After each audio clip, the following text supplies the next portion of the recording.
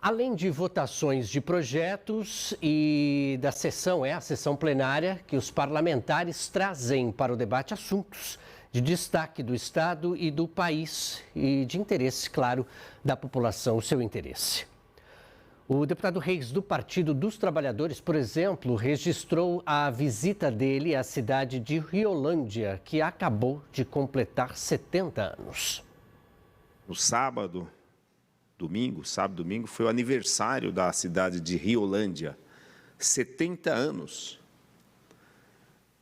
Riolândia, primitivamente, a região próxima à confluência do rio Turvo com o Rio Grande, era habitada por tribos de índios caiapós, e foi lá que os primeiros desbravadores entraram em terras, hoje riolandenses.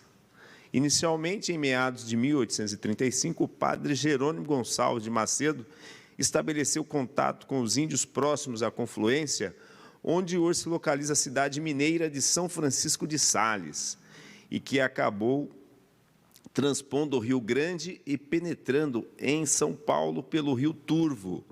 Em 1845, alguns dos índios não aceitaram a presença dos homens brancos em suas terras, então se bandearam para o outro lado do Rio Grande, na foz do córrego do Veadinho, formando sua aldeia. O padre Jerônimo atravessou o rio para catequizar esses índios inúmeras vezes, sempre atravessando de barco, desembarcando na foz do córrego do Veadinho. Córrego batizado por ele por haver muitos veados na região. Então, após essas inúmeras visitas, com a ajuda dos índios, construiu a Capela de Santo Antônio, o santo do dia segundo, o calendário cristão. O deputado Simão Pedro, do PT, relembrou os momentos difíceis da sociedade brasileira com o golpe militar de 1964, que completa 60 anos. O golpe de 64 ele foi dado justamente para reprimir reivindicações históricas do povo brasileiro, do povo mais pobre, dos trabalhadores rurais, trabalhadores urbanos, negros, que era a reforma agrária, uma reforma urbana, melhorias na educação e na saúde, e criou-se, como a gente vivia naquela onda da Guerra Fria,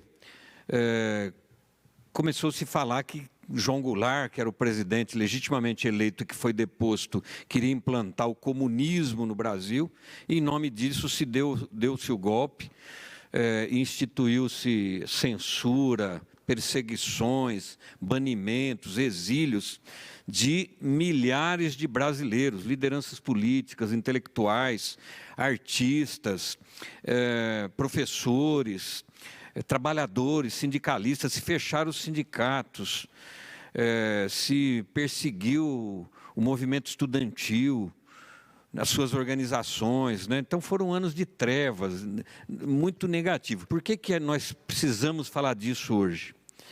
Primeiro, porque nós precisamos lembrar daqueles episódios tristes, da ruptura democrática, para que isso não volte mais a acontecer. O deputado Carlos Gianazzi, do PSOL, também usou a tribuna do plenário Juscelino Kubitschek para relembrar os anos difíceis de 1964. Na verdade, nós dizemos que foi um golpe empresarial militar, os militares a serviço da exploração contra os trabalhadores, para beneficiar o capital nacional e internacional, para aumentar ainda mais a exploração, a mais-valia e a acumulação capitalista. Por isso que houve o golpe militar em 1964, para impedir, sobretudo, as reformas de base do presidente João Goulart, a reforma agrária, a reforma na educação, a reforma em várias áreas importantes para colocar o Brasil, né, num patamar de desenvolvimento social e econômico. Então, a ditadura, ela tende a um interesse econômico de uma classe social, do grande empresariado nacional e internacional, para barrar o avanço das camadas populares. O deputado Eduardo Suplicy, do PT, reforçou a importância de se manter a democracia brasileira e também relembrou o golpe militar de 1964. Hoje estamos relembrando os 60 anos da do golpe militar de 1964, de triste memória de acontecimentos tão tristes que levaram à tortura, à prisão, à perseguição de tantos brasileiros e brasileiras que amam a democracia e que todos desejamos que nunca mais haja qualquer ditadura em nosso país. É importantíssimo aperfeiçoarmos as instituições democráticas, as formas de participação de todo o povo nas decisões dos nossos governantes e, sobretudo, nas eleições livres e democráticas que precisamos sempre assegurar em nosso país. A deputada estadual do PCdoB, Leci Brandão, declamou um poema do ministro dos Direitos Humanos e da Cidadania do Brasil, Silvio Almeida, sobre a luta contra o golpe militar que completou 60 anos. Foi preciso odiar a escravidão e seus institutos para que pudesse ter fim, para que a escravidão pudesse terminar.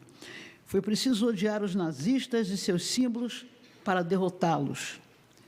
E é preciso odiar o fascismo e todos que o celebram. É imprescindível repudiar visceralmente e com todas as forças aqueles que humilham e destroem a vida de trabalhadores e das minorias. É preciso ter ódio e nojo da ditadura, como disse Ulisses Guimarães. O Silvio Almeida também elenca vários motivos para o repúdio à ditadura. Ele disse, abre aspas, porque queremos um país institucional e culturalmente democrático, porque queremos um país em que a verdade e a justiça prevaleça sobre a mentira e a violência, porque queremos um país livre da tortura e do autoritarismo.